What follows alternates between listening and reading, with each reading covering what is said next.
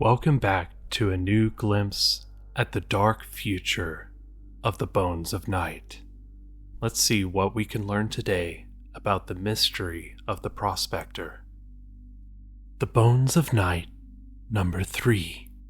The Prospector. Hello, investigator. Here is the next data packet our engineers have been able to recover. I also have the preliminary inspection report I mentioned last time from our inspection team attached. I would like to preface this set of logs by admitting that there is some, sensitive information enclosed that would not be received well if released to the public. I would advise an appropriate level of restraint and discretion with this, in accordance with our arrangement with your Director Fitzgerald. Should you have any questions or doubts as to our willingness to cooperate with the smooth procedure of this investigation, please feel free to contact my office on a level 6 encrypted line or higher.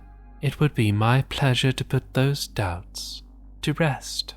Respectfully, Margaret Aurelius, Director of Deep Space Mining Initiatives and Exploration, Frontier Dynamics Corporation, Interstellar. Preliminary briefing on official lost investigation report for the Prospector, CCV 0721011108810911111711010. Lost incident 576174 636 869 6E 67A. Reporting Inspection Officer Bryce Tamlin. This report is the record of findings from the initial sweep through the Prospector. Bear in mind that this is an ongoing investigation and details may change over time as more evidence comes to light. Hopefully this report will give some clues so as to answer the cause of the loss of crew incident on the Prospector. This is a Frontier Dynamics DSE-427 Delver-class deep space mining vessel, originally commissioned in 2194. According to the Frontier Dynamics records, it has run roughly 2,020 missions. True flight time is unclear at this time as the team working on data recovery has yet to piece the flight computer together, but upon the last log true flight time from the last time the ship docked, it has put in about 326 years of service between time experienced in the threshold and out. It should be noted that the Delver classes are rated for 200 years of service before major refit and overhaul is required, or the ship designated for salvage. We have yet to see any record of either of these being scheduled for the ship, so it is possible that insufficient maintenance could have been a contributing factor to the loss incident. Recovery location. The Prospector was found adrift about 0.5 light years outside the Kuraski Ditch. The main computer initiated an automatic distress beacon when it couldn't activate its sublight drive. Strangely enough, the recovery team was able to initiate the drive for a deceleration burn once they boarded the ship. It is possible that the computer core corruption had disabled the automatic flight systems, but that is still unclear at this time. Recovery conditions. It appears the main computer sustained significant data corruption. As previously mentioned, we are unable to access the flight data or the computer's internal chronometer. We hope to have more information for the full inspection briefing later. What we can tell is the ship did a threshold dive back, whether directed to or driven automatically by the computer. We cannot ascertain the conditions the ship entered the threshold in, but we can tell the primary and secondary heat sinks suffered catastrophic damage, kicking down drive efficiency to approximately 17%. The fact that the main reactor didn't detonate due to overheating is no small miracle. However long the ship was in the threshold for, it had to be a very long time. All functions non-essential to drive operations had been shut down. The vessel seemed to be operating for so long that nearly all the reactor fuel has been consumed. By rough estimates from the remaining viable fuel rods, if the ship had spent a couple more years in the threshold, it is very possible that the reactor would have deactivated, the shield would have dropped, and the vessel would have been consumed by the infradimensional plane. It should be noted that the damage to the main computer core is absolutely unprecedented. The data recovery team says they have never seen anything like it. General condition. The ship is intact save for the loss of the heat sinks.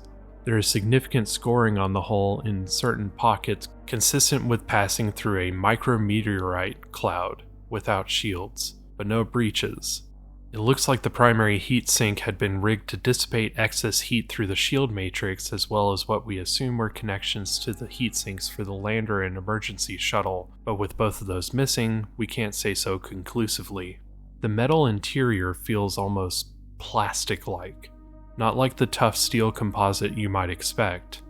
Overall, the ship feels, frankly, ancient. Dust covers every flat surface. The rubber components are all brittle and shatter to dust on contact. Even the bulkheads and wall partitions seem to be bowed and freckled with corrosion. Conditions like this are roughly consistent with derelicts that have been abandoned for over 100 years or so, but we have seen instances where anomalies at high aspect FTL have caused similar structural decay in localized areas. Crew conditions. We were unable to locate any of the crew, nor any identifiable remains so far. Using the personnel locators is currently impossible with the state the computer is in, so that means we get to do things the hard way. We have checked through much of the command and crew module of the ship, but there is a significant area in the engineering and cargo modules, including those without atmosphere, that we have yet to be able to check. By the next briefing, we will have a full multispectral scan of the ship to get a better idea of what happened. We have sent Sparrow drones to see if perhaps the crew were all down on the surface and had to, for some unclear reason, abandon the ship. But the drones have yet to return, even though they are a month past their return window. Assumed total loss of crew, but the inspection is still ongoing. We will be in touch as soon as we can with a more thorough briefing. Mission Day -4. Captain Han Singh. Word came in from Frontier Dynamics legal team. They say they're considering the spat I had with Madsen under Frontier law as long as he doesn't try to press charges. Looks like he's declined to. So, back to business as usual. Talked with Margaret, and it looks like we might have a solution to our other problem the chief caused. Tomorrow, when we pull into Exchange Station 7, we will be docking as the Prospector. I've got Kaz tweaking the transponder now. No issues with flight and safety, no collective agents. All clear. Can't imagine who or how much FD had to pay to get to look the other way, but I'm sure some high-level administrator just got enough script to retire early. Chief Madsen has been bumped down half of his share for the haul we are bringing in. That's a lot of money, but a pretty light punishment for what he pulled. They're probably just hoping he doesn't try anything else in the meantime. Well, it's time to get on the ship wide and announce the new job is back on. That'll certainly get morale back up. Mission Day -4. Engineering Technician Walter Travis. Oh, this doesn't feel right. My family's been working on boats for generations. Brine and seafoam is practically part of my blood. If there's one thing you learn from a family with a history like mine, you never change the name of your ship. It's bad luck. Great-grandfather Leland's ship sunk the day after he renamed it the Scallywag. Sure, this is a spaceship, but a boat is a boat. Just doesn't sit right with me. Worst of all, Madsen made me EVA and repaint the name and registry number to match the transponder. I feel like I've been doubly cursed. Not only on a cursed ship, but now I'm the one that done it. No good will come of this. I'm going to pray. Mission Day -4. Security Personnel Meredith Andrews. You can practically feel the whole ship sigh with relief. Dear God, I thought the crew was about to eat each other after how tense the last couple days have been. Seems like the whole situation with Cap and the Chief was enough to distract everyone from the fact that we aren't getting a break on station. Sounds like once we unload and restock, FD wants us en route to the next dig. Whatever. As long as these idiots aren't causing trouble, I don't give a shit. I need the money. Thought for sure this incident with Madsen would put me behind on my payments. I don't want to imagine what the syndicate would do with me if I did. Probably nowhere near as bad as what the government would do if the syndicate hadn't paid my tax and loss recovery fines from those 2 digs that went bust. But hell, that's ancient history by now. Mission Day -3. Quartermaster Harlan Green. I swear FD is trying to bankrupt us with what they charge for supplies. The price of basic rations has shot up 35% since we last resupplied. It's a fact. I checked the PO. And that's just basic rations. You know, what we eat in an emergency. Basically just protein paste and algae hardtack. Real food is even worse. Thankfully, the renegotiated contract that Cap worked out upped our requisition allowances.